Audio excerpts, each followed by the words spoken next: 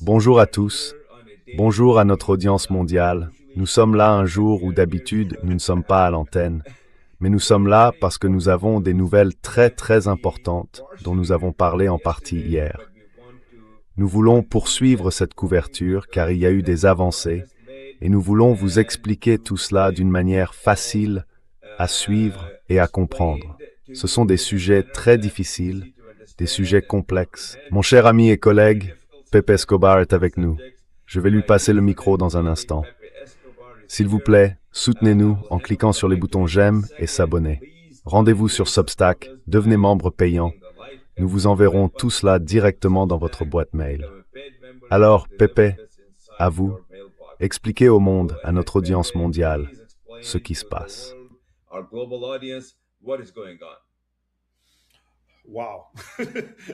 Thank you, Mr. Z. Thanks everybody. Wow. Merci, Monsieur Z. Merci à tous. Oui, je vais essayer d'être bref. Beaucoup de gens se sont plaints que cette semaine, je me sois trop étendu parce que je devais donner du contexte à tout le monde. Car c'est une négociation extrêmement complexe, avec des hauts et des bas. C'est la roulette russe. Et oui, nous détectons au moins un mouvement. Nous ne savons pas encore si cela mènera à quelque chose de concret. Mais nous avons une architecture. Nous avons les grandes lignes d'une feuille de route. Et cela dépend, bien sûr, de quelque chose qui n'existe pas encore et qui ne peut pas exister. Une confiance mutuelle entre les États-Unis et l'Iran. Surtout du côté iranien vis-à-vis du gouvernement américain. Parce qu'encore une fois, ils ont fait exploser la précédente feuille de route vers une forme d'entente, ce protocole d'accord moribond, qui est maintenant, une fois de plus, ressuscité pour la énième fois.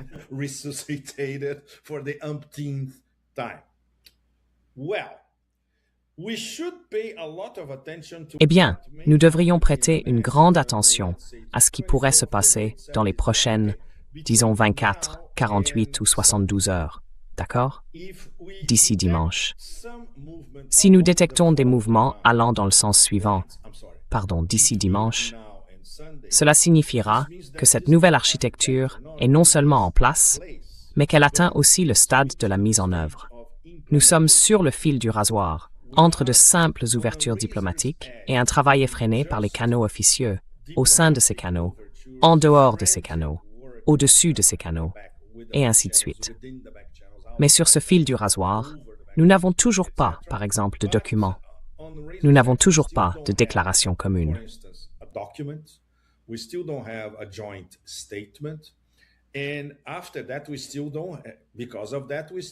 Et après ça, à cause de ça, nous n'avons toujours pas de feuille de route possible pour la suite. C'est quelque chose que nous pourrions avoir d'ici, disons, dimanche. Ou vous savez, disons dimanche matin, heure américaine, ou dimanche après-midi, heure américaine. Alors, regardons les principaux points ou les domaines où l'on devrait s'attendre à des évolutions. D'abord, le détroit d'Ormuz, qui, comme nous le savons tous, est fermé. Il n'est pas commercialement viable pour le moment. Le trafic est minimal. Si nous commençons à voir davantage de navires traverser le détroit d'Ormuz entre vendredi et dimanche, cela signifie que quelque chose bouge réellement sur le plan diplomatique. Nous serions encore très loin d'un accord final. Donc, d'abord, il faut commencer par le langage.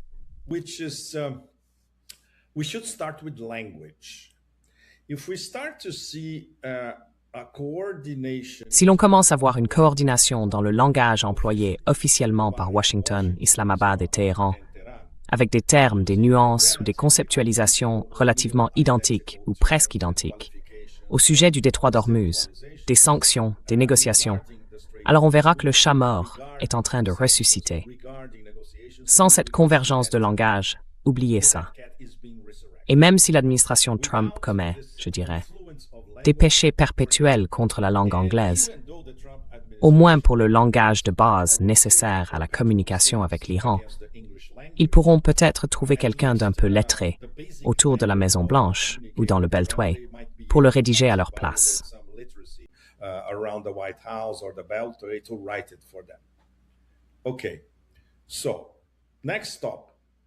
Bon, prochaine étape, la reprise des mouvements de navires.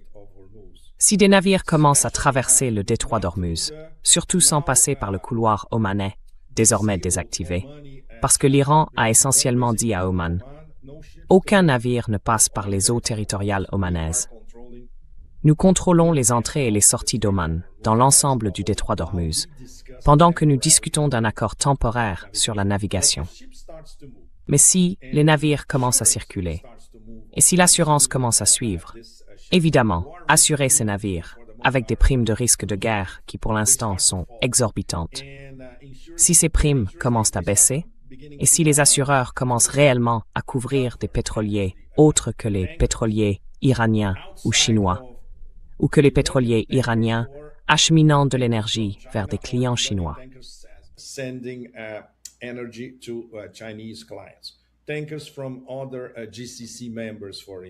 Des pétroliers venant d'autres membres du CCG, par exemple, ou des pétroliers internationaux. Si on les voit bouger, ça veut dire que l'architecture est en mouvement. Du côté américain, comme toujours, il faut suivre l'argent.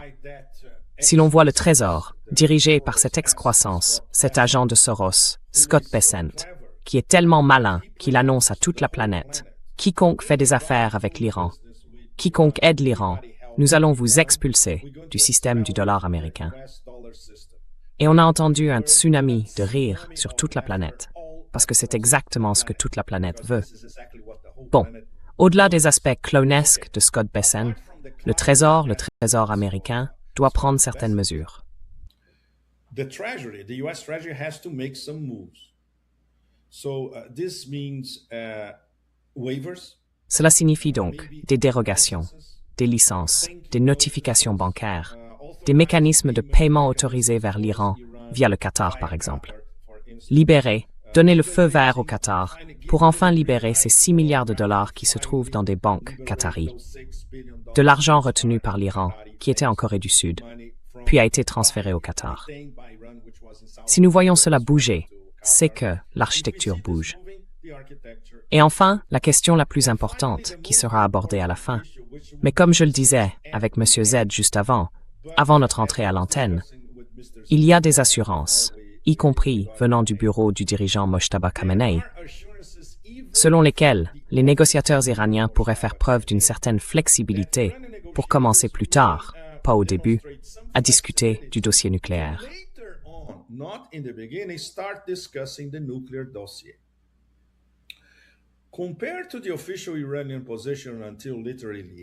Par rapport à la position officielle iranienne jusqu'à littéralement hier, c'est un très grand changement. Cela signifie donc qu'après Asim Munir, Naqvi et la délégation pakistanaise, ils ont parlé à tout le monde. Ils ont parlé aux dirigeants politiques, aux dirigeants militaires, au numéro 2 du pouvoir, Mohsen Rezaei. Ils ont littéralement parlé à tout le monde. Et puis bien sûr, tout cela est remonté au guide, qui a manifestement donné son appréciation sur l'ensemble de ces échanges. Donc, cette idée de flexibilité, maintenant, c'est quelque chose de nouveau. Cela va bien au-delà du président Pezeshkian ou de son cabinet, disant que ces discussions sont très productives et que nous assistons peut-être même au début de la fin de cette guerre.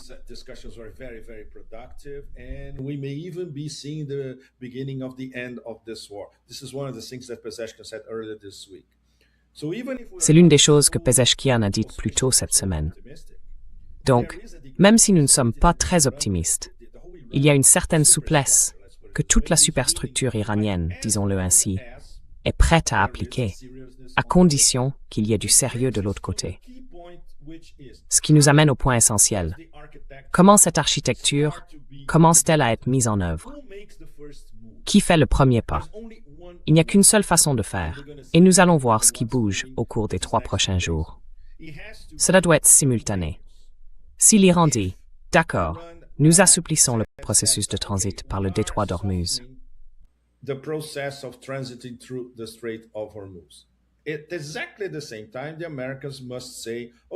exactement au même moment, les Américains doivent dire « D'accord, nous débloquons une partie de vos fonds que nous avons confisqués. Après tout, c'est votre argent. » C'est un exemple essentiel. Et nous commençons à alléger certaines sanctions. Mais cela doit se faire de façon concomitante et simultanée. Tout doit être parfaitement synchronisé. Ce qui pose la question, Qui va superviser tout cela?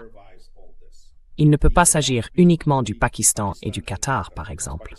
Le Pakistan est le principal médiateur, et le Qatar est, disons, le canal pour suivre l'argent, formulons-le ainsi.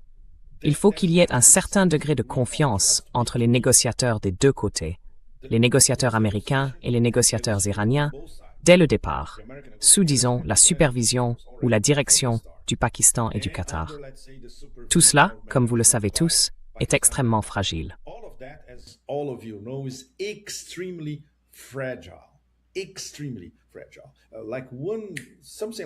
Extrêmement fragile.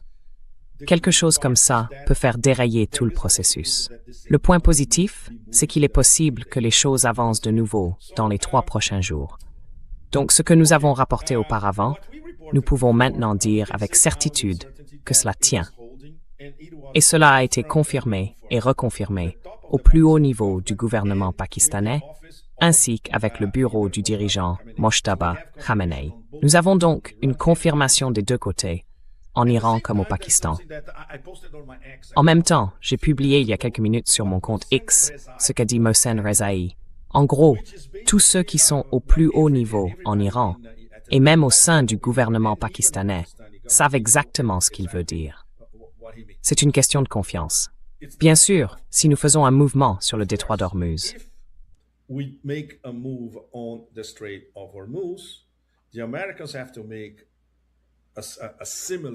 les Américains doivent faire un geste similaire ou équivalent, et alors nous pourrons lancer un processus.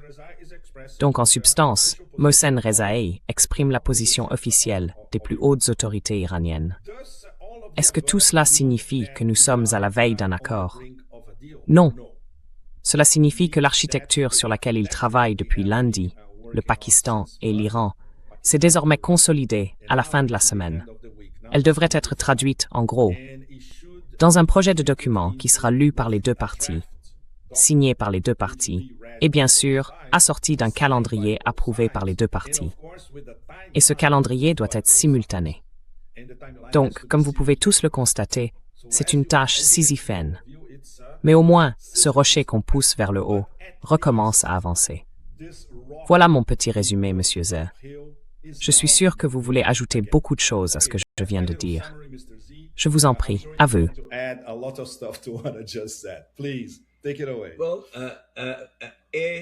Eh bien, j'ai un profond respect pour tout ce que vous dites et faites, Pepe. Notre audience mondiale aussi. Et je tiens à vous remercier d'avoir pris le temps un jour où nous ne nous retrouvons pas habituellement, de venir nous livrer votre synthèse des événements de la journée, et même de la semaine en réalité. J'ai tout de même une nuance un peu différente à ajouter à ce que vous venez de dire, mais rien qui ne change quoi que ce soit à ce que vous avez dit. Cette nuance vient bien sûr de mon point de vue, de mes observations, de mes discussions, de mes conversations, vous savez, au milieu de la nuit, et ainsi de suite. Il y a un élément très important que je voudrais ajouter ici. Nous n'en avons pas encore vraiment parlé, mais il est significatif car l'un de mes contacts l'a évoqué hier soir.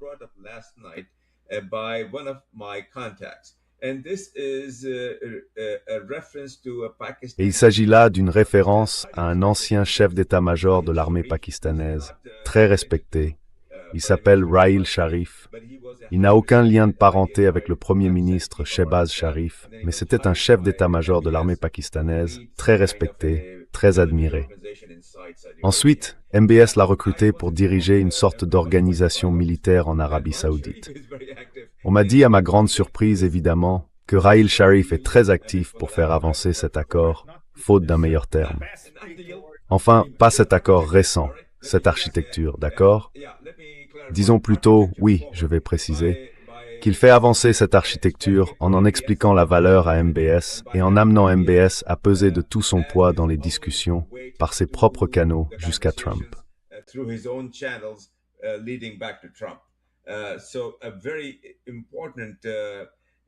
Donc, c'est un ajout très important, très significatif à ce que vous avez mentionné. Cela vient s'ajouter à ce que vous venez de dire. Cela ne le remet pas en cause. Par ailleurs, on me dit, et c'est un sujet dont vous et moi avons discuté, que le Pakistan a fait un effort très déterminé pour instaurer un certain degré de confiance avec les dirigeants iraniens. Et pour y parvenir, Mohsen Naqvi a emmené avec lui, lors de son séjour à Téhéran, une personnalité très, très importante au Pakistan, mais aussi en Iran. Il s'appelle Sajid Naqvi. Sajid Naqvi est le dirigeant de 40 millions de chiites au Pakistan. On l'appelle Allama. C'est l'équivalent d'un ayatollah et il est très respecté par les dirigeants iraniens. Et surtout, il est très respecté par Mojtaba, parce que Mojtaba a une sensibilité religieuse.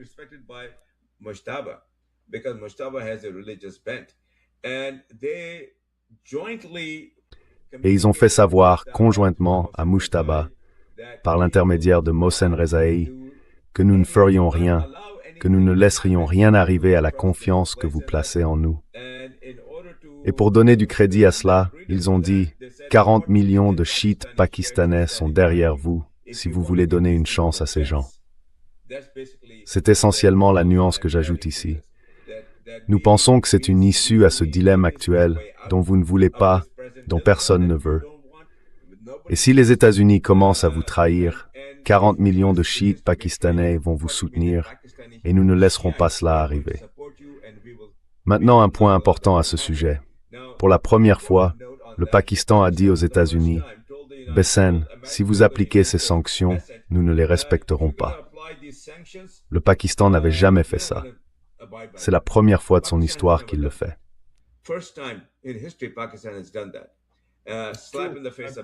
Camouflet pour Bessin. Il a rejeté catégoriquement les sanctions et les sanctions secondaires. Catégoriquement.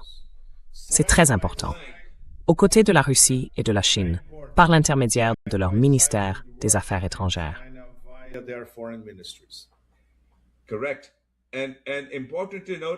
Exact. Et il est important de noter que cela ne s'était jamais produit auparavant. Jamais, jamais, jamais, jamais. C'est donc un geste de bonne volonté, une manière de tendre la main à l'Iran en disant « Nous sommes à vos côtés. Nous ne laisserons plus les États-Unis nous imposer leur volonté. » Je veux dire, c'était le cas autrefois, mais plus maintenant.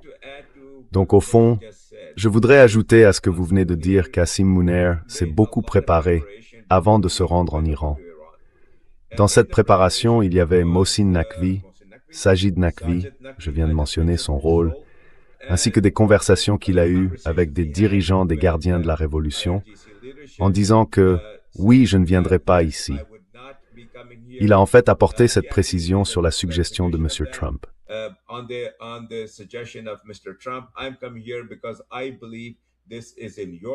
Je viens ici parce que je crois que c'est dans votre intérêt, comme dans l'intérêt du monde. Alors donnons-leur une chance. Mohsen Naqvi a donc convaincu Mujtaba de faire preuve d'un peu de souplesse. Je dis bien un peu de souplesse. Je suis donc optimiste, comme je l'étais hier. Je sais que cette route est semée d'embûches. Je sais qu'il y a beaucoup de nids de poules, de la taille d'une crevasse himalayenne. Je sais que beaucoup de choses peuvent arriver. Mais des personnes en qui j'ai confiance me disent aussi que pour la première fois depuis 60 jours, des avancées significatives sont en cours. Et nous avons des raisons d'espérer que cela va, espérons-le, prendre fin bientôt.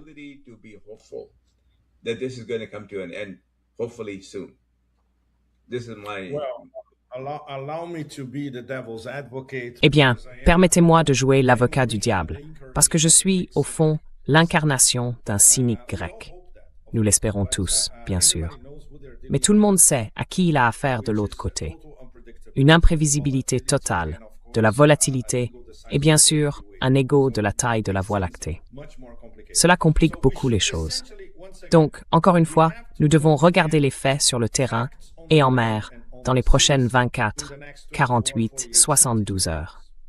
Si nous voyons, si nous détectons des mouvements, cela voudra dire que tout ce qui a été discuté par des canaux officieux, il y a probablement plusieurs versions d'un possible communiqué conjoint à signer par les deux parties, fonctionne. S'il n'y a aucun mouvement et que de l'autre côté, nous n'avons que des vociférations sur Truth Social, alors nous repartons une fois de plus vers un long tunnel sombre. Bien sûr, nous espérons tous que cela n'arrivera pas. Voilà, c'est ma conclusion, Monsieur Zay. Merci beaucoup. Je vous en prie. Your wrap up. My wrap-up. So I am informed that Pour conclure, on m'informe que dans les 24 à 48 prochaines heures, nous devons nous attendre à une déclaration conjointe des États-Unis, du Pakistan et de l'Iran, publiée au même moment, exactement au même moment. Cette déclaration est censée exposer ce que nous venons d'évoquer et définir l'architecture du déploiement, ainsi que l'annonce d'un lieu. L'Iran pousse pour que ce soit à Islamabad, les États-Unis poussent pour que ce soit en Suisse. Donc une décision va être prise.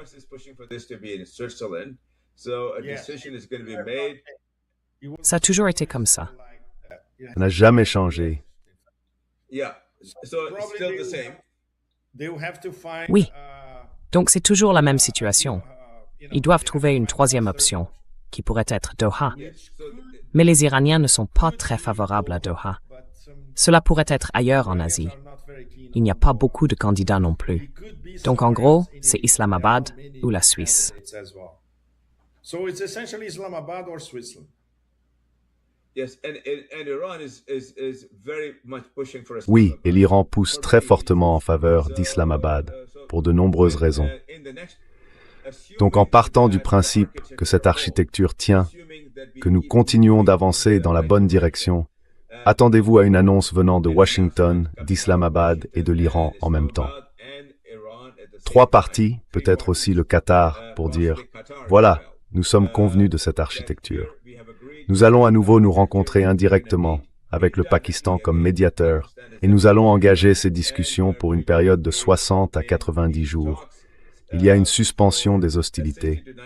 Et voici le mouvement qui se met en place, parallèlement, simultanément, au même moment, entre le Pakistan, en quelque sorte garant, le Qatar également en quelque sorte garant et pourvoyeur de fonds, et l'Iran et les États-Unis qui sont les acteurs faisant avancer les choses sur le terrain, lentement, mais sûrement. Voilà donc nos informations. Elles s'ajoutent à ce que nous avons fait hier. Et nous sommes reconnaissants à mon collègue, cher ami, journaliste très respecté dans le monde entier, d'être venu ici pour l'expliquer au monde comme il le fait, avec un style unique et une crédibilité unique. Merci beaucoup, Pépé. Et merci à notre audience mondiale. Si vous aimez ce que nous faisons, nous vous demandons de cliquer sur les boutons « J'aime » et « S'abonner », d'aller sur notre chaîne Substack et nous vous livrerons ces informations de très grande qualité directement dans votre boîte mail. Nous vous retrouverons lundi avec Larry, mardi avec Pépé, puis à nouveau ensemble la semaine prochaine. Nous continuons nos reportages, à moins que les choses ne changent de façon spectaculaire. Nous serons de retour lundi. Merci à tous. Cheers. Thanks, everyone.